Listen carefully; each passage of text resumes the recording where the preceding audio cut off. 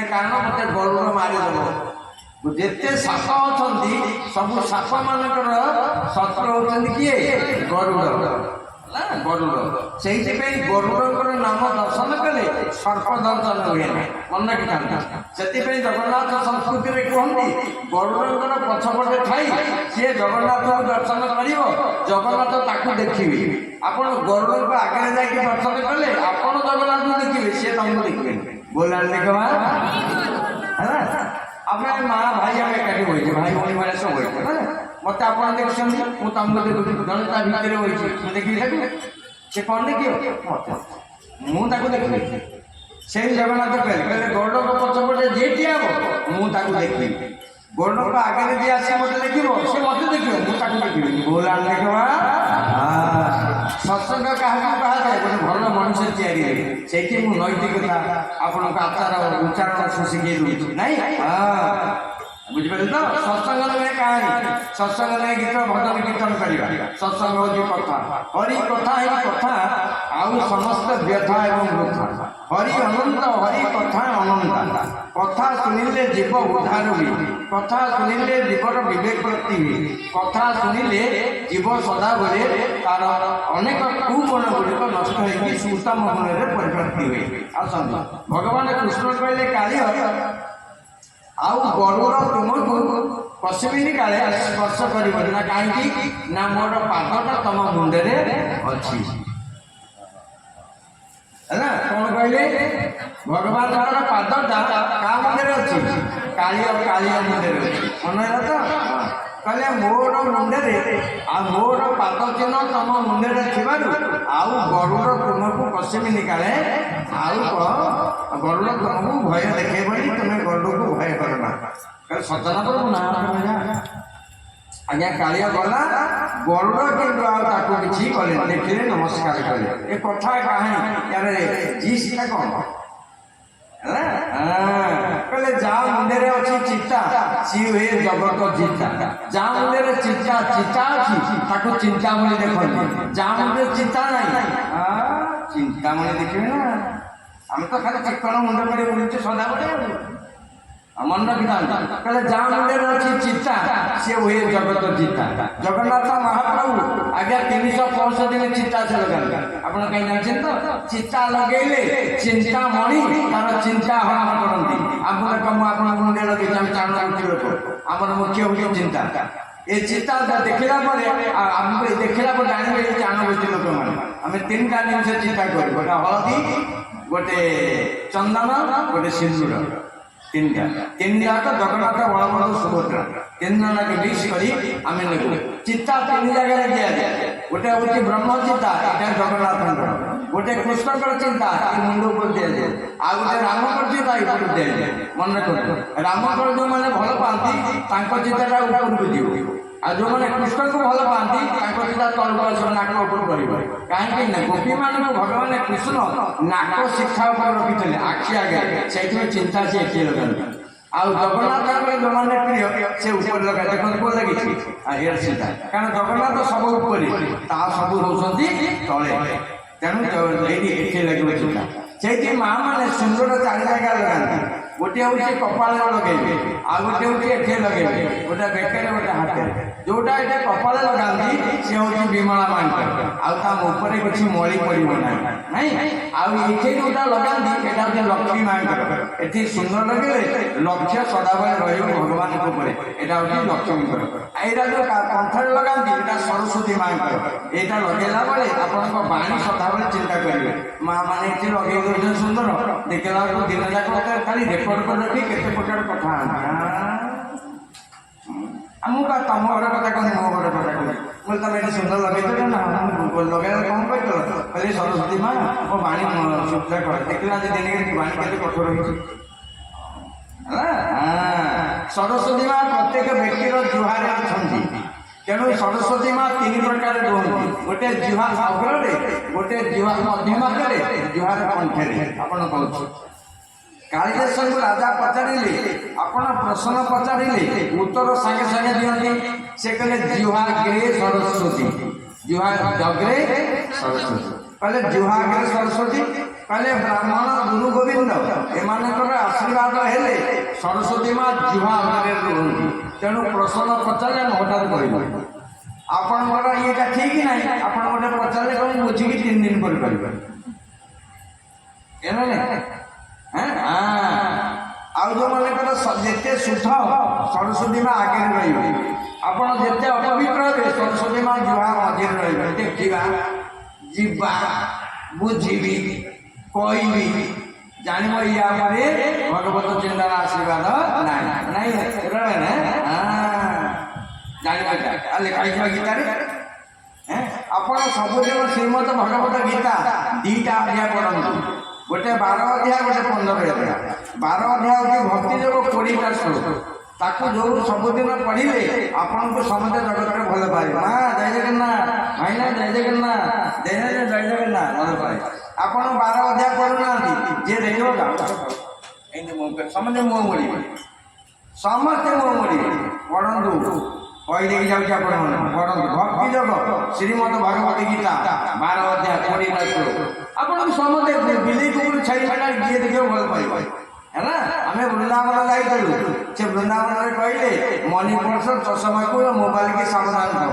ଆମର କଲେଜ ସବୁ ଜଣେ ମା ଯାଇଥିଲେ ତା ଆଖି ଚଷମା ନେଇଗଲା। ଝିଅ ଅନ୍ଧ ଦେଖିପାରୁନି। ଆମେ କି ଅବସ୍ଥା କହିଲେ ନା ଅସନା ତମେ ଚଷମା ଦେବ ଦେବ ନା କାହିଁକି ସେ ନେଇକି ଚାଲିଗଲା। ନା ଚଷମା ନେଇଗଲା ଆମେ ତ ଫୁଲ ଚଷମା ନେଇଗଲା ମୁଁ ଦେଖିପାରୁନି ଅନ୍ଧ। ସିଏ ତାଙ୍କର ଧରିକି ସେଠି ବଇଛନ୍ତି କିଏ ହନୁମନ୍ତ ମହାରାଜ। ସିଏ କହୁଛନ୍ତି ମତେ ଗୋଟେ 10 ଟଙ୍କାରେ ଯିଏ ଥଣ୍ଡା ଦବ ମୋ ଚଷମା ତାକୁ ଦେବି। ଦୋକାନୀ କହିଲା ଆଜ୍ଞା ଥଣ୍ଡା ଗୋଟେ ଦିଅନ୍ତୁ 10 ଟଙ୍କାରେ ସେ ଦେବ। ମୁଁ କହିଲି ଆମକୁ ଚିହ୍ନି ନାହାନ୍ତି ଯେ ଥଣ୍ଡା ନେଲେ କାହିଁ ନ ଦେଇପାରିବ ତମେ ଦିଅ। ସିଏ ସାଙ୍ଗେ ସାଙ୍ଗେ ଗୋଟେ ଥଣ୍ଡା ଆଜ୍ଞା ଥଣ୍ଡା ଧରିଲା ମା ହାତରେ ଚଷମା ଦେଲା। ବୁଝିପାରିଲେ ତ ଥଣ୍ଡାରେ ଧଇଲେ ଥଣ୍ଡା ଯେତେବେଳେ ପାଇନାହାନ୍ତି ଚଷମା ସିଏ ଦଉନାହାନ୍ତି। ଯେମିତି ଥଣ୍ଡା ଦେଲେ ସାଙ୍ଗେ ସାଙ୍ଗେ ଚଷମା ଆସିକି ପଠେଇଲେ ହେଲା। ସେଇଥିପାଇଁ ଭଗବାନଙ୍କର ସିଦ୍ଧାନ୍ତରେ ଯେତେବେଳେ ଜଗନ୍ନାଥ ମହାପ୍ରଭୁ ମଳ ମାସକୁ ତାଙ୍କ ନାମରେ ନାମାଙ୍କିତ କଲେ କଣ କଲେ ପୁରୁଷୋତ୍ତମ ହେଲା। କଣ କହିଲେ ମୋର ନାଁଟା ଆଜି ତୋର ନାଁରେ ସାମିଲ ହେଲା। ତୋ ନାଁ କଣ ହେଲା ଆଜିଠାରୁ ପ୍ରତି 3 ବର୍ଷରେ ଥରେ ପଡ଼ିବ। ପ୍ରତି 12 ବର୍ଷରେ ଥରେ ଜଗନ୍ନାଥଙ୍କର ପଡ଼େ। ସେଟା ହେଉଛି ନବ କଳେବର। ନବ ମାନେ ନୂଆ, କଳେବର ମାନେ ଶରୀର ହେଲା। ଏଟା 12 ବର୍ଷରେ ପଡ଼େ। ପ୍ରତି 3 ବର୍ଷରେ ପୁରୁଷୋତ୍ତମ ପଡ଼େ। ପୁର ମାନେ ଘର, ଈଶ ବୋଲନ୍ତେ ସ୍ୱାମୀ, ତମ ବୋଲନ୍ତେ ତାମସିକ ଭାବ ନଷ୍ଟ ହୋଇଯାଏ। ଏ ବ୍ରତ ଯିଏ ପଡ଼େ ବୁଝିପାରିଲେ ତ। ଏ ବ୍ରତ ଏଇଟା ଭକ୍ତ ମାନେ କରନ୍ତି। ଆମେ ସବୁ ବ୍ରତ କରିଛୁ। କାଞ୍ଚନ ବ୍ରତ କରିଛନ୍ତି। ଆମର ଦିନକୁ ଥରେ ଟିକେ ଖାଇବୁ। ଆମେ 17 ତାରିଖରୁ କରିବୁ 15 ତାରିଖରୁ ଉଦ୍ଯାପନ ହେଲା। ଗୋଟିଏ ଥର ଦିନକରେ ଭୋଜନ କରିବୁ ହେଲା। ଗୋଟିଏ ଯେମିତି କାର୍ତ୍ତିକ ମାସ ବ୍ରତ ଏଇଟା। ଆପଣ ବ୍ରତ କାହିଁକି କରନ୍ତି? ଯେଉଁମାନେ ବ୍ରତ କରନ୍ତି ସେମାନେ ବ୍ରତୀ ହୁଅନ୍ତି। ଆପଣ ବ୍ରତ କରୁନାହାନ୍ତି ଆପଣ ବ୍ରତୀ ହେବେନି ନା। ବ୍ରତୀ ମାନେ କଣ? ବାରମ୍ବାର ତାକୁ ମନେ ପକେଇବା। ଝିଅ ବାହା କଲେ ସମୁଦ୍ରୀ ମନେ ପଡ଼ିବ। ଝିଅ ତ ବାହା ହେଇନି ସମୁଦ୍ରୀ ନେଇ ସମୟ ମନେ ପଡ଼ିବ। ଭୋଲାଣ୍ଡେ ଠିକ ନା ମା ଝିଅ ମୁଣ୍ଡ ହଲଉଛି ଠିକ କଥା। ଏଇଟା ହେଉଛି ବ୍ରତୀ। ଆପଣ ବ୍ରତ କରିବେ ହେଲା। ଭାଗବତ ଲେଖା ହେଇଛି ମୋହର ସେବା ବ୍ରତ ଫଳ କେବେ ନୁହଇ ନିଷ୍ଫଳ। କହିଲେ ଯେଉଁମାନେ ସେବା କରନ୍ତି, ଯେଉଁମାନେ ବ୍ରତ କରନ୍ତି, ଯେଉଁମାନେ ଫଳ ଦାନ କରନ୍ତି ତାଙ୍କର ଜୀବନ କେବେ ନିଷ୍ଫଳ ହବନି, ସଦାବେଳେ ଫଳବତୀ ହେବ। ମନେ ରଖିବା ହେଲା। ସେଇଥିପାଇଁ ଜଗନ୍ନାଥ ମହାପ୍ରଭୁ ଏଇ ମାସର ନାଁ ଦେଇଥିଲେ କଣ? ପୁରୁଷୋତ୍ତମ। এই পুরুষোত্তম মাসরে ব্রত তো আজ 16 দিন হয়ে গেল। কেতে দিন? 16 দিন। 16 দিন হয়ে গেল। তেমন 16 দিন ব্রতরে মু আজ তো আপনার আসিছি। যা হোক কাঞ্চনমাকে ধন্যবাদ দেবি। সে তাঁর মা মানে মিশিকি 3-4 থর মতো ডাকিকি সেটি সৎসঙ্গ কলে। କହିଲେ ব্রত মাস হ্যাঁ সে মা মানে সব বৈশাখ পছরে ব্রত মাস আমি গোটে পুরুষোত্তম মাসরে ব্রত করবে। কাই আউ মা মানে ডাকিকে করুনা ସେ କାହିଁ ଗୋଟେ କରିଛନ୍ତି ଲୋକଙ୍କୁ ଡାକି ବସେଇ କିଛି କରିବ ନା। ଆଉ କିଛି ନା ହେଇନି ସକାଳୁ ଯିବା ଆମ ପିଆ ଜାଣିବା ରୋଷେଇ କରିବା ଖାଇବା ଶୋଇବା। দেখুন କହିଲେ ପୁରୁଷୋତ୍ତମ ମାସ ବ୍ରତ ମାସ ସେ ତାଙ୍କର ବାରମ୍ବାର ବିଭିନ୍ନ ଜାଗାରେ ଡାକିକି ନେଇ ଲୋକମାନେ କରୁଛନ୍ତି ପୁରୁଷୋତ୍ତମ ମାସ ଆପଣମାନେ ଟିକେ ଭଗବାନ କଥା ଟିକେ ଶୁଣନ୍ତୁ। ଏଇଟା ବ୍ରତ। ଏଇ ଯୋଉ ବ୍ରତ ମାସରେ କଣ କରିବେ? ବ୍ରହ୍ମ ମୁହୂର୍ତ୍ତରେ ସ୍ନାନ କରିବେ। ବ୍ରହ୍ମ ମୁହୂର୍ତ୍ତରେ ସ୍ନାନ ହେଉଛି ତିନି ପ୍ରକାର। ଗୋଟେ ହେଉଛି କ୍ଷୀର ସ୍ନାନ, ଗୋଟେ ନୀର ସ୍ନାନ, ଗୋଟେ ହେଉଛି ଦଧି ସ୍ନାନ। କ୍ଷୀର ସ୍ନାନ କାହାକୁ କୁହାଯାଏ? ସୂର୍ଯ୍ୟ ଉଦୟ ହେଉନଥିବେ ଯେଉଁମାନେ ସ୍ନାନ କରିବେ ତାକୁ କୁହାଯାଏ କ୍ଷୀର ସ୍ନାନ।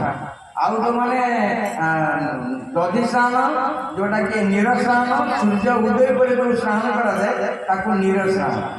ଆଉ ଯୋଉଟା ଦଧି ସ୍ନାନ ଆମ୍ବିଳା ସ୍ନାନ ଦିନ 12ଟା ଗୋଟାକୁ ଯୋଉ ସ୍ନାନ କରାଯାଏ ତାକୁ କୁହାଯାଏ ଆଉ ଦଧି ସ୍ନାନ। ସା ମାନେ ହେଉଛି ଉତ୍ତମ, ନ ମାନେ ଖାଦ୍ୟ। ମନେ ଦେଖ ଏ ଶରୀରର ଉତ୍ତମ ଖାଦ୍ୟ ହେଉଛି ସ୍ନାନ।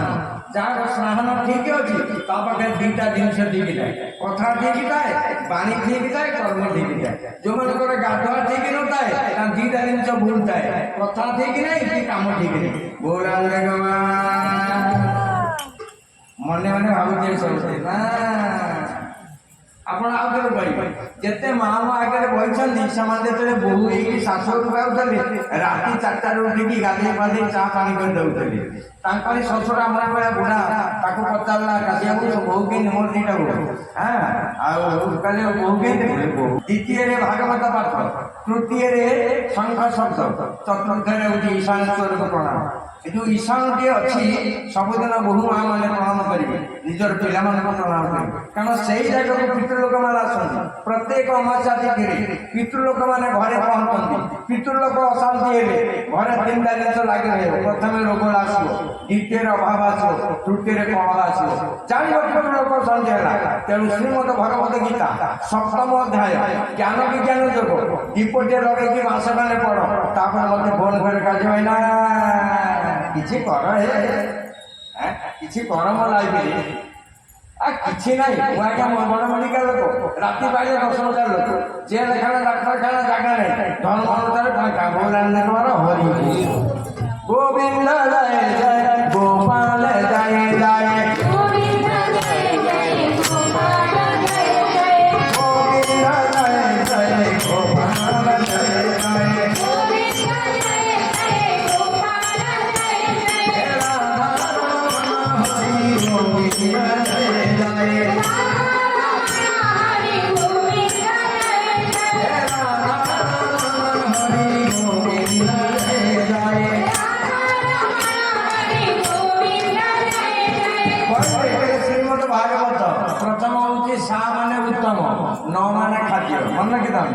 ତିନିଟା ଜିନିଷ କେହି ତୁମର ଦେଖିବେନି। ପ୍ରଥମେ ସ୍ନାନ, ଦ୍ୱିତୀୟରେ ଭୋଜନ, ତୃତୀୟରେ ଆତ୍ମନିବେଦନ।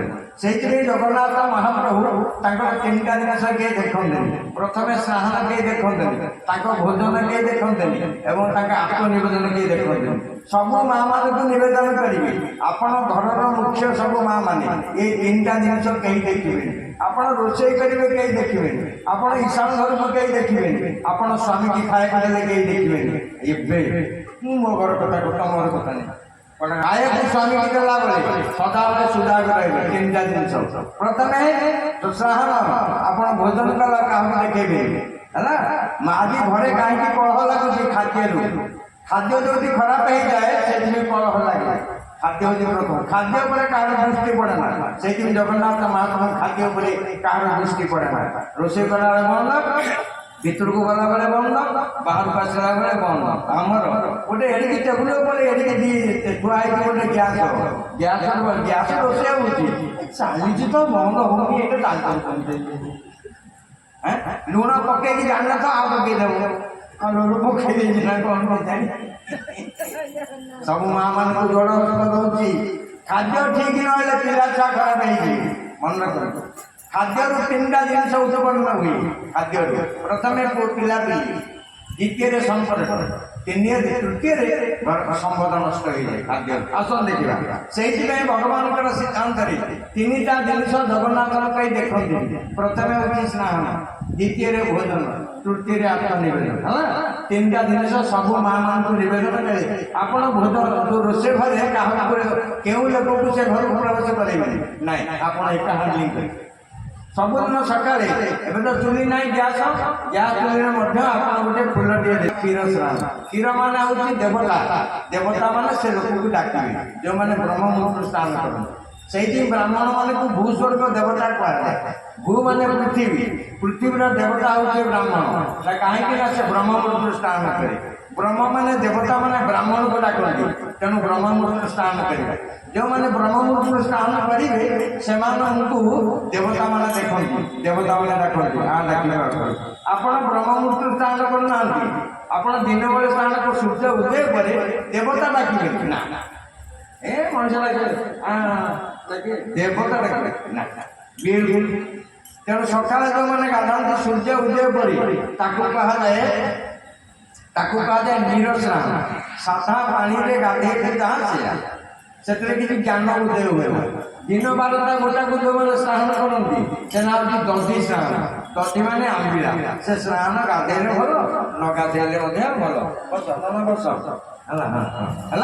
है दधी स्नान मन कर जगन्नाथ महाप्रभु दिन के 5 थर गाधा केते थर मन रखी जगन्नाथ महाप्रभु के थर गाधा आम जिते लोक बचे दिन को केते थर आप गाधा कह आम जानी आम थरे गाधाऊ शीत दिन बिल्कुल ना जर हेल्ले बिल्कुल ना आप स्नान करके सत्संग आसला बेले स्नान करेंगे आ सुंदर वस्त्र परिधान कर आसे कारण गोपी माँ मैंने भगवान कृष्ण को देखा करे सुंदर वस्त्र परिधान कर आय अलंकार लगे भगवान को दर्शन कर जाते आपड़ जिते सुंदर हे भगवान से सुंदर को आकर्षण करेंगे आप महिला है मन महिला भीतर में कपड़ा महिला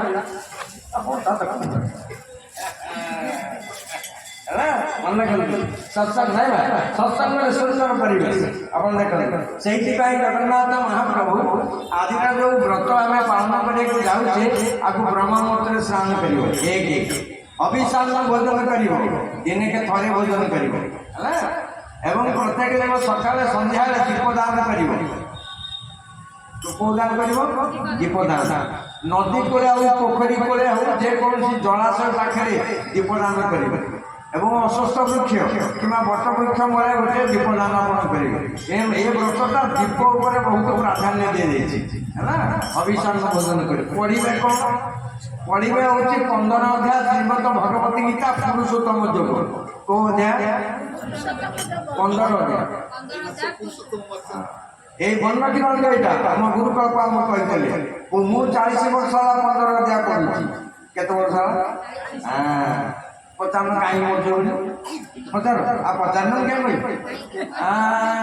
मैंने कौन कहीं मुझे कहूँ आप मत कहे ना मुझे जानी मुझे मुझे जानी से शुणुला आप किसी कहूना मुझे जानी शुणुना मोर मुझे कार्य कर ठीक है ना सारे आम सब टीचर मुझे प्रथम स्कूल टीचर थी है ना छाड़ी एसी बस मु पिला पाठ पढ़ी पिला प्रश्न सार बुझीपारनी जानी पिला से प्रकृत शुणुला से जड़े कोई पचारूनी आम कौन कर ये शुणव सी पचार से श्रवण आदि भक्ति शुणिले भक्ति हम पचारे जिज्ञासा देखो गीता भगवान कहले मुझे 4टा लोक को भल पाए से 4टा किए मनमना मत भगवु मदाजिमा नमस्कुरु 4 ରୁ 5 लोक भगवान भल पाते कहले जी मो पट मन देती 1 नंबर जी मोर भक्त होती 2 नंबर जी मत पूजा करे 3 नंबर जी मत नमस्कार करे 4 नंबर ये लोक बैठ आप मन मन चिंता कर मोर के नंबर नहीं बुझे मुझे 4टा कथा बुझा 5टा नहीं 1 नंबर जे भगवान को मन दिए 2 नंबर जे भगवान को भक्त हुए भक्त क्या कहुए जहाँ देखिले भगवान कथा मन पड़े बुझिपारे तो आम बाट घटे जी देखुचे काशवा ना जय जगन्नाथ कोई अच्छी कि जहाँ देखिले भगवान कथा मन पड़े कहुए भक्त जहाँ देखिले भगवान कथा मन पड़े ना से त्यक्त मैंने क्रोध के सुंदर देखा जाए शास्त्र के सुंदर कहले भक्त क्या कहुए भक्तर गुण हूँ 21टा ବ୍ରାହ୍ମଣ ମାନଙ୍କର ଗୁଣ 9ଟା, କ୍ଷତ୍ରିୟ ମାନଙ୍କର ଗୁଣ 4ଟା, ବୈଶ୍ୟ ମାନଙ୍କର ଗୁଣ 2ଟା, ଶୂଦ୍ର ମାନଙ୍କର ଗୁଣ 1ଟା, ଭକ୍ତର ଗୁଣ ହଉଛି 21ଟା। ମୋ ପାଖରେ ସମୟ ନେଇ କହିବା ପାଇଁ ଯେଉଁମାନେ ଭାଗବତ ପଢୁଛନ୍ତି ଏକାଦଶ ସ୍କନ୍ଧରେ 11 ଅଧ୍ୟାୟ ଲେଖା ହେଇଛି ଭକ୍ତର 21ଟା ଗୁଣ। ସେ ଗୁଣକୁ ନିଜେ ବିଚାର କରିବେ ମୋ ଦେହରେ କେତେଟା ଗୁଣ କଣ ଅଛି ବୋଲି। କିଛି ତ ନାହିଁ କହିଲେ କେମିତି ହବ?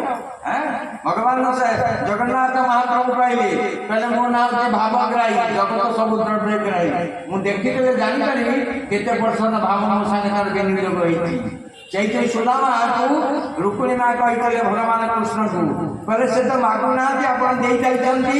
ରୁକ୍ମିଣୀ କହିଲେ, ଭଗବାନ କୃଷ୍ଣ କହିଲେ ରୁକ୍ମିଣୀ ଏ ଜଗତରେ ସମସ୍ତେ ଦ୍ରବ୍ୟଗ୍ରାହୀ, ମୋର ଭକ୍ତ ହଉଛି ଭାବଗ୍ରାହୀ। ସେ ମତେ ଭାବ ଦିଏ, ମୁଁ ତାକୁ ଆଗ୍ରହ କରେ। ହେଲା, କହିଲେ ଯିଏ ଯେତେ ଭାବ ଦିଏ ସେତେ ଭଗବାନ ଦ୍ରବ୍ୟଟାକୁ ଦିଅନ୍ତି। ଆପଣ ଭାବ୍ୟ ଦେଉନାହାନ୍ତି, ଆପଣ ଦ୍ରବ୍ୟ ମିଳିବନି, ଟଙ୍କା ପଇସା ଘର ଦ୍ୱାର କିଛି ମିଳିବନି। ଆପଣ କହିବେ କାହିଁକି? ଜଗନ୍ନାଥ କହିଲେ ଧନ ଦରକାର ମତେ କହିବ, ମୋ ସ୍ତ୍ରୀ ହଉଛି ଲକ୍ଷ୍ମୀ, ଦେଲା ବେଳେ ମତେ ପଚାରିବ ମୋ ଅଭୟନାକୁ ଧନ ଦେବି କି ନା। ଜଗନ୍ନାଥ ପଚାରିବେ ସେ ଧର୍ମ କରୁଛି ନା? ହଁ ନା ଦେଇଛ। ସେ ନାଇଁ ଧର୍ମ କରୁନି, ବିଲକୁଲ ଦେ ନା, ଯାହା ଦେଇଦେଲୁ ତାକୁ ଫେରେଇ ଆଣେ ନା। କୋଉଠି ଦେବି ନା, ଯିଏ ଧର୍ମ କରି ତା ଘର ଦେଇଦେବି। ଆମେ ଯୋଉ ଘରେ ଜନ୍ମ ହେଇଛେ ସେ ଘର ପୂର୍ବରୁ କାହାର ଥିଲା, ଏବେ ଆଜି ଆମର ହେଇଛି, କାଲି ରାତି ପାଇଲେ ଆଉ କାହାର ହେଇଯିବ। ଏତେ ଆପଣ ଭାବନ୍ତି ଏଇଟା ସବୁ ମୋର ବୋଲି। ହେଲା, ସେଇଥିପାଇଁ ଜୀବ ଅଜ୍ଞାନ ଭାବ ଦେଖ, ଦୁଃଖକୁ ମନେ ମହାସୁଖ। ଆପଣ ମାନେ ଭଲ ଶ୍ରୋତା ମା ଭାଇ ବସିଛନ୍ତି ତ। ମୁଁ ପୁରାଣ କାହାଣୀ କଥା କହେ ନା, ସୁନ୍ଦର ମଣିଷ ତିଆରି ହେବ। ଆମେ ଚିନ୍ମୟ ମିଶନ ଷ୍ଟୁଡେଣ୍ଟ ଥିଲୁ, ନିଜାନ୍ତ ସରସ୍ୱତୀ ଆମ ଗୁରୁ ଥିଲେ। ହେଲା, ମୁଁ 80 ମସିହାରେ 82 ମସିହାରେ ଆଜ୍ଞା କଟକ ଜଗତପୁର ନଥାଏ, ରୋଡ ନଥାଏ, ଏଇ ଯୋଉ ଡଙ୍ଗାରେ ବସିକି ଆମେ ଆରପଟକୁ ଯାଉ, ନାଲିଆ କୋଠା ଜଗତପୁର ମଙ୍ଗଳା ରୋଡରେ ଅଛି। ଆମେ କଟକ ସହର 2 ଜଣ ଯାଇଥିଲୁ, ଆମର ଦାନ୍ତ ବିହାରୀ ବାବୁ ମୁଁ ଆମେ 2 ଜଣ ଯାଉ। ମୁଁ ଖାଲି ଯାଇଥିଲି ଗୀତାଟା କଣ ଆଉ କେମିତି ପଢା ହଉଛି ସେ ଆମକୁ ପଢେଇକି ବୁଝେଇଲେ। ସେବେଠୁ ମୋର ସବୁ ଚେଞ୍ଜ ହେଇଗଲା। ଜୀବନରେ ଗୋଟେ କି ଭଲ ଲୋକ ଲାଗେ ବସ ଆଉ ସବୁ ରାତି ଯାଇ ପାନ ଦୋକାନ ଚା ଦୋକାନ ଆଉ କିଛି ଦେଖନ୍ତୁ। ଆଜି ସେଇଥିପାଇଁ ମୁଁ ଆପଣମାନଙ୍କୁ ନିବେଦନ କରେ ଗୋଟେ ଭଲ ଲୋକ ତିଆରି ହୁଅନ୍ତୁ। ଆସନ୍ତୁ ଦେଖିବା ଶ୍ରୀମଦ ଭଗବତ କଥା। ଆଜି ହଉଛି ସେଇ ପ୍ରସଙ୍ଗରେ, ଆଜି ହଉଛି ଆପଣଙ୍କର ପୁରୁଷୋତ୍ତମ ମାସ। ପୁରୁଷୋତ୍ତମ ମାସରେ ଆପଣ ଦିନକେ ଥରେ ଖାଇବେ, ସକାଳେ ଦୀପଦାନ କରିବେ। ଆଉ ଏ 3ଟା କଥା, ନଦୀ ତଟରେ, ପୁଷ୍କରଣୀ ତଟରେ, ଜଳାଘାଟରେ, ବରଗଛ ମୂଳେ, ଅଶ୍ୱତ୍ଥ ଗଛ ମୂଳେ ଦୀପଦାନ ଦେବେ। ଅଳ୍ପ କଥା କହିବେ, ବହୁତ କଥା ଶୁଣିବେ। କୁଖାଦ୍ୟ କୁସଙ୍ଗ ଆକୁ ବର୍ଜନ କରିବେ। ହେଲା, ଏଇ ମାସ ଯାକ ଗଲା। ସନ୍ଧ୍ୟାବେଳେ ଆପଣ ପ୍ରତ୍ୟେକ ଦିନ ଦିନରେ ପୁରୁଷୋତ୍ତମ ଯୋଗ 15 ଅଧ୍ୟାୟ ଗୀତା ପଢିବେ। କେତେ ଅଧ୍ୟାୟ? 15 ଅଧ୍ୟାୟ ପୁରୁଷୋତ୍ତମ ଯୋଗ। ପୁର ମାନେ ଘର, ଈଶ୍ୱର ବୋଲେ ସ୍ୱାମୀ, ତମ ବୋଲେ ତାମସିକ ଭାବ ନଷ୍ଟ ହେଇଯିବ। ପୁରୁଷୋତ୍ତମ ଯୋଉମାନେ 15 ଅଧ୍ୟାୟ ପଢନ୍ତି ସେମାନେ ମରିଗଲା ପରେ ତାଙ୍କ ପରିବାର ଶ୍ରାଦ୍ଧ ତର୍ପଣ ଦେଲେ ଚଳିବ, ନ ଦେଲେ ଚଳିବ, କାରଣ ଭଗବାନ ତା କାର୍ଯ୍ୟ କରିଦିଅନ୍ତି। ସେଇଥିପାଇଁ 15 ଅଧ୍ୟାୟ ଆମେ ପଢୁ, ସମସ୍ତେ ପଢିବ। ଆପଣ ମାନଙ୍କୁ ଯେତେ ହୋଇଛନ୍ତି ହେଲା, କେତେ ଅଧ୍ୟାୟ? 2 ଅଧ୍ୟାୟ, 12 ଅଧ୍ୟାୟ, 15 ଅଧ୍ୟାୟ ଡେଲି ପଢିବ। 5 ମିନିଟ୍ ସମୟ ଲାଗିବ। ସିଏ 20ଟା ଶ୍ଲୋକ, ଇଏ 20ଟା ଶ୍ଲୋକ, ହେଲା 40ଟା ଶ୍ଲୋକ ଡେଲି ଆପଣ ପଢନ୍ତୁ। 12 ଅଧ୍ୟାୟ ପଢିଲେ କଣ? ତାର ଭକ୍ତି ଯୋଗ। ଭକ୍ତିର ଅନ୍ୟ ନାମ ହଉଛି ଭଲ ପାଇବା। ତୁମକୁ ସମସ୍ତେ ଭଲ ପାଇବେ, ଆପଣ ସମସ୍ତଙ୍କୁ ଭଲ ପାଇବେ। ଭଲ କାହାକୁ କୁହାଯାଏ? ଭରେ ଭଗବାନ, ଲରେ ଲୟ। ଯିଏ ଭଗବାନଙ୍କ ଉପରେ ଲୟ ରଖେ ତାକୁ କୁହାଯାଏ ଭଲ। ଯିଏ ଭଗବାନଙ୍କ ଉପରେ ଲୟ ନ ରଖେ ତାକୁ କୁହାଯାଏ ମନ୍ଦ। ମନ୍ଦ କହୁନ, ମନ୍ଦ। ସେଇଠି ମୁଁ ଆପଣଙ୍କୁ କହୁଛି, ସେ ମା ହସୁଛି। ମତେ ଡାକିବ 10 15 ଡାକିବ, ଆପଣ ଆକ୍ଟିଭ ହେଇଯିବେ। ବୁଝିପାରିଲ? ଗୋଡ଼ ବନ୍ଦ ହେଇକି ବସି ଶୁଣା ଗଲା ରେ ଆଇଲା ରେ ସେ ନାହିଁ, ଆପଣ ଆକ୍ଟିଭ ହେଇକି ବସିବେ। ହେଲା ନାଇଁ ବା? ଯିଏ ଯେତେ ସିନସିୟର ସେ ସେଟା active. Sincere worker is loved by all. ଯୋଉମାନେ ସିନସିୟର ଭଗବାନ ତାକୁ ଲଭ କରନ୍ତି, ଭଲ ପାଆନ୍ତି ତାକୁ। ଯୋଉମାନେ ସିନସିୟର ନୁହେଁ ହଠାତ୍ এটা আইতে মানে পড়তে না তো সেন্সর সেন্সর কাজ করে সেন্সর সেই যে ভগবান কলে সেন্সর আগা হচ্ছে স্নান দ্বিতীয় হচ্ছে ভোজন ତୃତୀୟରେ ଆତ୍ମନିବେଦନ, ଚତୁର୍ଥରେ ସମର୍ପଣ। ଇଏ ହେଉଛି ଭଗବାନଙ୍କ ଦରବାରର ଲକ୍ଷଣ। ବୁଝିପାରିଲେ ତ? ହଁ, ପ୍ରଥମେ ଆଜ୍ଞା ସେଇଥିପାଇଁ ଜଗନ୍ନାଥ ମହାପ୍ରଭୁଙ୍କର ଏ ପୁରୁଷୋତ୍ତମ ବ୍ରତ ଆପଣ କରିବେ। 2000 ଜୁନ 15 ତାରିଖରେ ଏ ବ୍ରତ ସରିବ, ନାଇଁ 15 ତାରିଖରେ ସରିବ। ଏ 15 ତାରିଖ ବ୍ରତର ଆପଣ ସରିବ। ଏଇଟା ଅଶୁଦ୍ଧ କାଳ, ଏଥିରେ ମାଙ୍ଗଳିକ କାର୍ଯ୍ୟ କରାଯାଏ ନାହିଁ। କିନ୍ତୁ 15 ତାରିଖ ପରଠାରୁ ଶୁଦ୍ଧ କାଳ, ବିବାହ ବ୍ରତଘର ସବୁ କାର୍ଯ୍ୟ ହେବ। ତେଣୁ ଏ 15 ତାରିଖ ପର୍ଯ୍ୟନ୍ତ ଆପଣ ଏ ବ୍ରତ କରି ଭଗବାନଙ୍କର କାର୍ଯ୍ୟ କରିବା ସଙ୍ଗେ ସଙ୍ଗେ ନିରାମିଷ ଭୋଜନ କରିବା, ଏକାଦଶୀ ବ୍ରତ କରିବା। ଆଉ ଗୋଟେ କଥା ଆପଣ କହିବି, ଏଇ ବ୍ରତଟି ଗୋଟେ ସ୍ୱତନ୍ତ୍ର। କାରଣ ଜଗନ୍ନାଥଙ୍କ ନାଁ ହେଉଛି ପୁରୁଷୋତ୍ତମ, ଭକ୍ତର ନାଁ ହେଉଛି ପୁରୁଷୋତ୍ତମ, ବ୍ରତର ନାଁ ହେଉଛି ପୁରୁଷୋତ୍ତମ, ତୀର୍ଥର ନାଁ ହେଉଛି ପୁରୁଷୋତ୍ତମ, ପ୍ରସାଦର ନାଁ ହେଉଛି ପୁରୁଷୋତ୍ତମ, ଗୀତାର ନାଁ ହେଉଛି ପୁରୁଷୋତ୍ତମ, ଭାଗବତର ନାଁ ହେଉଛି ପୁରୁଷୋତ୍ତମ। ସବୁ ଏକା ନାଁ ହେଇଯାଏ। ବୁଝିଲ? ତୁ ଦେବେ ଏକ ଭାବେ ଭାବୁ, ଏ ଘର ସଂସାର ତରିବି। ଏଠି ଗୋଟିଏ ସରଳରେ ଖାଇବା ହେଲା। ଏଇଥିପାଇଁ ଏ ପୁରୁଷୋତ୍ତମ ବ୍ରତ ସମସ୍ତେ କରନ୍ତି, ସବୁ ମା ମାନେ କରନ୍ତୁ, ଆମେମାନେ କରିଛୁ। ମୁଁ ଜଗନ୍ନାଥଙ୍କୁ ନିବେଦନ କରି ପ୍ରଭୁ ସବୁ ମା ମାନଙ୍କ ଶରୀରରେ ସୁଖ ରଖନ୍ତୁ, ତାଙ୍କ ମନରେ ଆନନ୍ଦ ପ୍ରେମ ରଖନ୍ତୁ, ଆଉ ଶାରୀରିକ କଷ୍ଟ ତାକୁ ଦିଅନ୍ତୁ ନାହିଁ। କାରଣ ତାକୁ କୁହାଯାଏ ଦୁଃଖୀ ଯାହାର ଶରୀର ରୋଗାଗ୍ରସ୍ତ, ତାକୁ କୁହାଯାଏ ଦୁଃଖୀ ଯାହା ଘରେ ଡାଲି ଚାଉଳ ନାହିଁ, ତାକୁ କୁହାଯାଏ ଦୁଃଖୀ ଯାହା ଘରେ କଳହ ସ୍ତ୍ରୀ ଅଛି। ମା ମାନେ ବି ପାଟି ପାରିବ କହିଲେ ଯାହା ଘରେ କଳହ ସ୍ତ୍ରୀ ଅଛି। ହଁ ନାଇଁ ଠିକ ତ? ନାଇଁ ନା ଆଉ କଳା ଦିନରେ ରେଣୁ ବାଜିବ ହେଲା, କଳା ସ୍ତ୍ରୀ। ଆଉ ଚତୁର୍ଥ ହଉଛି ପୁତ୍ର, ପୁତ୍ର ହୋଇଥିବ ପ୍ରଥମ ଆଜ୍ଞାକାରୀ। ଆଉ ଯାହା ଘରେ ଅଛି ଦୁଷ୍ଟ ପୁତ୍ର। ଏ ଚାରିଟା ହଉଛି ଦୁଃଖ। ଆଉ ଥରେ କହିବେ, ପ୍ରଥମ ସୁଖ ହଉଛି ଯାହାର ଶରୀର ନିରୋଗ ଥିବ, ଦ୍ୱିତୀୟ ସୁଖ ହଉଛି ଯାହା ଘରେ ଡାଲି ଚାଉଳ ଥିବ, ତୃତୀୟ ସୁଖ ହଉଛି ସୁଲକ୍ଷଣ ନାରୀ, ଚତୁର୍ଥ ସୁଖ ହଉଛି ପୁତ୍ର ହେଇଥିବ ଆଜ୍ଞାକାରୀ। ଆଉ ଦୁଃଖ କାହାକୁ କୁହାଯାଏ? ତାକୁ କୁହାଯାଏ ଦୁଃଖୀ ଯାହାର ଶରୀର ରୋଗାଗ୍ରସ୍ତ, ତାକୁ କୁହାଯାଏ ଦୁଃଖୀ ଯାହା ଘରେ ଅନ୍ନବସ୍ତ୍ର ନାହିଁ, ତାକୁ କୁହାଯାଏ ଦୁଃଖୀ ଯାହା ଘରେ କଳା ସ୍ତ୍ରୀ ଅଛି। ସାଙ୍ଗେ ସାଙ୍ଗେ କହିଦେଉଛ ନମସ୍କାର କଳା ସ୍ତ୍ରୀ। ଆଉ ତୃତୀୟ ହଉଛି ଦୁଷ୍ଟ ପୁତ୍ର। ଏ ଚାରିଟା ଯାହା ଘରେ ଥିବ ତା ଜୀବନ ସଦାବେଳେ ଦୁଃଖ। ହେଲା ମନେ ରଖିଥାନ୍ତି। ସେ ଉପରଧାରୀ ଚାରିଟା ଯାହା ଘରେ ଥିବ ସେ ସଦାବେଳେ ସୁଖ। ଏତେ ମା ଭଳି ଆପଣ ମୋ ଆଗରେ ବହିଛନ୍ତି, ମନେ ମନେ ଚିନ୍ତା କରିବେ ମୁଁ ଉପରଧାରୀ ଲୋକ ନା ତଳଧାରୀ ଲୋକ। ବୋଲା ଦେଖ ମା, ମତେ କହିବା ଦରକାର ନାହିଁ, ଆପଣ ମନେ ମନେ ଚିନ୍ତା କରିବେ ମୁଁ ଉପରଧାରୀ ଲୋକ ନା ତଳଧାରୀ ଲୋକ। ନାଇଁ ଆଉ ପ୍ରତ୍ୟେକ ମା ଭଉଣୀ ମାନଙ୍କୁ ନିବେଦନ କରିବି, ଆକୁ କାହିଁକି ବ୍ରତ ହଉଛି 3 ପ୍ରକାର। ପ୍ରଥମ ହଉଛି କାମ୍ୟ ବ୍ରତ, ଦ୍ୱିତୀୟରେ ନିତ୍ୟ ବ୍ରତ, ତୃତୀୟରେ ନୈମିତ୍ତିକ ବ୍ରତ। କାମ୍ୟ ବ୍ରତ କାମନା ପାଇଁ କରୁ, ଶନି ମେଳା, ମଙ୍ଗଳବାର ମେଳା, ରାହୁକେତୁ ମେଳା, ଏସବୁ କାମ୍ୟ ବ୍ରତ। ସେ ବ୍ରତ କଲେ କାମନା ପୂର୍ଣ୍ଣ ହୁଏ ନା। କେବଳ ଧନ ଯଦି ମାଗିବ, ଜଗନ୍ନାଥ କହିଲେ ଧନ ଅଛି ଲକ୍ଷ୍ମୀ ହାତରେ, ତୁ ହନୁମାନଙ୍କୁ ମୁଣ୍ଡ ମାରିଲେ କଣ ଦିଅ? ଚୁଗୁଡ଼ାନି କେତେ ଅଜ୍ଞାନ ସବୁ। ଲକ୍ଷ୍ମୀ 2 ଜଣ ମାଙ୍କୁ ଦାୟିତ୍ୱ ଦେଇଯାଇଛି। ଗୋଟିଏ ମା ହାତରେ ଧନ ଲକ୍ଷ୍ମୀ ନେଇଛନ୍ତି, ଗୋଟିଏ ମା ହାତରେ ଜ୍ଞାନ ନେଇଛନ୍ତି ସରସ୍ୱତୀ ମା। ସେ କୋଉ ଭାଇମାନଙ୍କୁ ଦେଇନାହାନ୍ତି ନା ପ୍ରଭୁ ଭାଇମାନଙ୍କୁ କାହିଁକି ଦେଲେନି ନା ଭାଇମାନେ ପାର୍ସଲ କରିବେ, ଯେ ପାନ ଖୋଲିଦେବେ ସେ ତାର ଯେ ଆସ ଭାଇ ଚା ଟିକେ ପିଇବା, ସେ ଚା ସରିଲା ପରେ ତାର ଘଟ ଯେମିତି ଚା ମାନେ କପ ତଳେ ଥୋଇଦେବ, ଭାଇ ନମସ୍କାର। ଆମେ ଯାଇଥିଲୁ ଚା ପିଇଲୁ, ଆଜ୍ଞା ଟିକେ ଚା ଅନୁମାନ କରାଯାଏ ଜୀବନ ସାରା ସେ କେବେ ହେଲେ ଅନ୍ନ ଖାଆନ୍ତି, ସଦାବେଳେ ପିଠା ଖାଆନ୍ତି। କିନ୍ତୁ ଜଗନ୍ନାଥ ମହାପ୍ରଭୁ ସେ କେତେ ଭଲ ପାଆନ୍ତି। ଆମ ଘରେ ଯଦି କହିବ ଆଜି ପିଠା କର, 2-3 ଦିନ ପିଠା ହେଇଯିବ, ତମର ଆମେ ଯାଉଛୁ ଦେଖ କେଉଁ କାଳରୁ ସେ ଅନ୍ନ ଖାଆନ୍ତିନି, ଖାଉଛନ୍ତି ଖାଲି ପିଠା ଖାଇବେ। ଜଗନ୍ନାଥ କେବେ କହନ୍ତିନି ଲକ୍ଷ୍ମୀ ତମେ ଅନ୍ନ ଖାଉନି, ସେ ସେମିତି ପିଠା ଖାଉଛନ୍ତି। ଆପଣ ଦେଖନ୍ତୁ ଜଗନ୍ନାଥ ମହାପ୍ରଭୁ ଡାଲି ତରକାରୀରେ ଲୁଣ ପଡ଼େ ନା।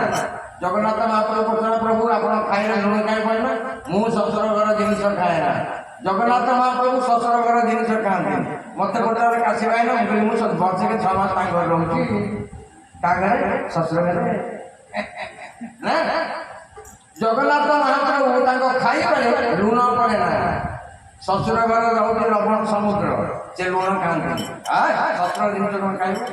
ଦେଖ ଜଗନ୍ନାଥ ମହାପ୍ରଭୁ ବରୁଣ ରାଜା ଲକ୍ଷ୍ମୀ ମାଙ୍କୁ ପାଇଲେ ମତେ ଟିକେ ସେବାର ସୁଯୋଗ ଦିଅ। ଜଗନ୍ନାଥ ମହାପ୍ରଭୁଙ୍କ ସେବାର ସୁଯୋଗ ହେଲା। ବରୁଣ କହିଲେ, ଲକ୍ଷ୍ମୀ ମା ପଚାରିଲେ ଜଗନ୍ନାଥଙ୍କୁ କହିଲେ, ପ୍ରଭୁ ମୋ ବାବା କହୁଛନ୍ତି ଟିକେ ସେବା ଆପଣଙ୍କର ଦରକାର ଅଛି ହେଲା। ସେବା ଅଛି। ଜଗନ୍ନାଥ କହିଲେ ସେ ଶ୍ୱଶୁର ମୁଁ ଜଇଁ, ମୁଁ କ'ଣ ସେବା ତାଙ୍କୁ ଦେବି? ସିଏ ମୋର କ'ଣ ସେବା କରିବେ? ଯଦି ସେବା କରିବେ ଚାହାନ୍ତି ତାହେଲେ ମୋ ଭକ୍ତମାନଙ୍କର ସେବା କରିବେ। ନା କେମିତି? ନା ମୋ ଭକ୍ତମାନେ ସମୁଦ୍ରକୁ ଯିବେ, ସମସ୍ତଙ୍କ ପାଦ ଧୌତ କରିବେ। ଆପଣ ଯେତେବେଳେ ସମୁଦ୍ରକୁ ଯାଉଛନ୍ତି ପାଦ କିଏ ଦେଇ ଦେଉଛି? ପାଦ କିଏ ଦେଉଛି? ସମୁଦ୍ର ସେ ଜଗନ୍ନାଥଙ୍କ ଶ୍ୱଶୁର ଜାଣୁଛନ୍ତି। ସେ କେତେ ବଡ଼ ଲୋକ। ସେ ଜଗନ୍ନାଥ କହିଲେ ମୋ ଭକ୍ତମାନଙ୍କ ପାଦ ଧୌତ କରିଦିଅ, ମୋର ସେବା କରେ। ଦେଖନ୍ତୁ କେତେ ମହାନଟ ଅଛି, କେତେ ମହାନଟ ଅଛି। ଆମେ ଯଦି ଆମ ଘରକୁ ଶ୍ୱଶୁର ଆସିବ କ'ଣ କର? ମୋ ଶ୍ୱଶୁର କହିଦେବ, ମୋ ଶ୍ୱଶୁର କହିଦେବ, ଆଉ ବାପାକୁ ତମେ କହ ମୋ ଶ୍ୱଶୁର ମୋ ସବୁ ଜାଗାରେ ନାଇଁ ନାଇଁ ମାଉସୀ। ତ ତମର ବାପା ନାହିଁ କି ଆମର ବାପା ଚଳିବ ହେଲା। ଆଉ ଯାହାର ବାପା ଅଛି ଆଉ ଆମ ଘରେ ବୋଉ ଅଛନ୍ତି, ସବୁ କହିବ ମୋ ବାପା କହିବ। ଏସବୁ କଥା ଯେମିତି ଜଗନ୍ନାଥ ମହାପ୍ରଭୁ କହିଲେ ମୋର ସେବା କରିବା ଦରକାର ନାହିଁ। କାହା ସେବା କରିବ? ଭକ୍ତମାନଙ୍କର ସେବା କରିବ ହେଲା। ଦେଖନ୍ତୁ ଜଗନ୍ନାଥ ସଂସ୍କୃତି ମହାନ ସଂସ୍କୃତି ପଦେ କହିକି ଜୀବନକୁ ପଡ଼ିବ। ଯିଏ ଜଗନ୍ନାଥକୁ ଭଲ ପାଏ ଜଗତ ତାକୁ ଭଲ ପାଏ, ଯିଏ ଜଗତକୁ ଭଲ ପାଏ ଜଗନ୍ନାଥ ତାକୁ ଭଲ ପାଆନ୍ତି। ଜଗନ୍ନାଥ କାହାକୁ କୁହାଯାଏ? श्री जगन्नाथ संस्कृति। श्री बोलते गुरु, श्री बोलते ज्ञान, श्री बोलते लक्ष्मी, ज बोलते जाति, ग बोलते गति, न बोलते नीति, स बोलते स्थिति, स बोलते उत्तम, कृति बोलते आचरण। ताहार अन्य नाम होती श्री जगन्नाथ संस्कृति।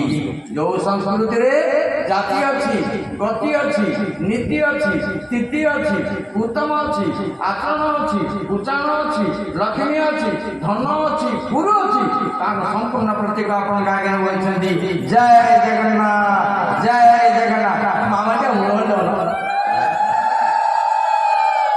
आखिर बोला मो हरिबल सागर नाचे ने हुआ बोली तुम तू पछर के न हरिबल सागर नाचे की हुआ बोली आखिर बोला जानछंती मुरारी बापू आसले हमर कटकर हमर मारवाड़ी गोविंद जय जय गोपाल जय जय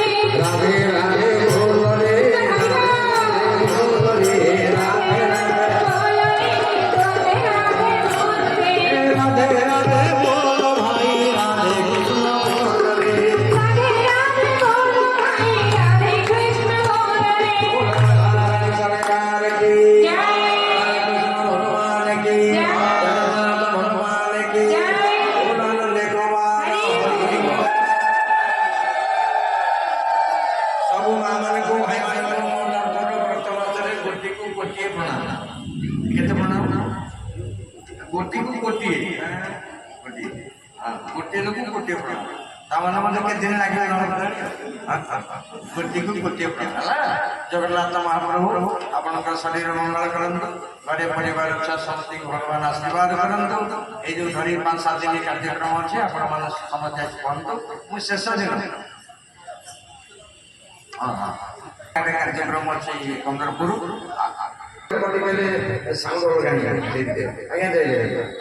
ଗୁଣୀ ନା ଜଣା ଗୁଣୀ ଜ୍ଞାନୀ ଲୋକ ସଦା ନମ୍ର ଥାନ୍ତି।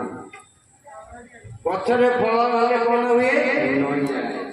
ସବୁଠାରୁ ବିଷ୍ଣୁ ଭକ୍ତ ସେ ସବୁଠାରୁ ନମ୍ର, ଆଉ ସବୁଠାରୁ ନମ୍ର ଧରି ପ୍ରେମ। ଏ 4 ଜଣ ହଉଛନ୍ତି ନମ୍ର। ଆଉ ନମ୍ରନ୍ତି ଫଳିନା ବୃକ୍ଷ, ନମ୍ରନ୍ତି ଗୁଣିନା ଜନା, ନମ୍ର ନମ୍ର ବିଷ୍ଣୁ ଭକ୍ତି, ନମ୍ରନ୍ତି ଯା ସା ଧରି ହେଲା। ଏ 4 ଜଣ ନମ୍ର। ୟାରି ଭିତରେ ଆପଣ ଯଦି ଥିବେ ଜଗନ୍ନାଥ ମନ୍ଦିର ସୁନା କଳସ ଧୋଇଦେବେ। ଯଦି ୟା ଭିତରେ ଆପଣ ନାହାନ୍ତି ଜଗନ୍ନାଥ ବିଲକୁଲ ଆପଣଙ୍କୁ ଚାହିଁବେନି। ଏ କଥା ମନେ ରଖିଦେବେ। କହିଲେ ଯିଏ ଯେତେ ସ୍ଥିର ଜଗନ୍ନାଥ ତାଙ୍କର ସେତେ ପ୍ରିୟ। ସେଇଠି ଦେବତା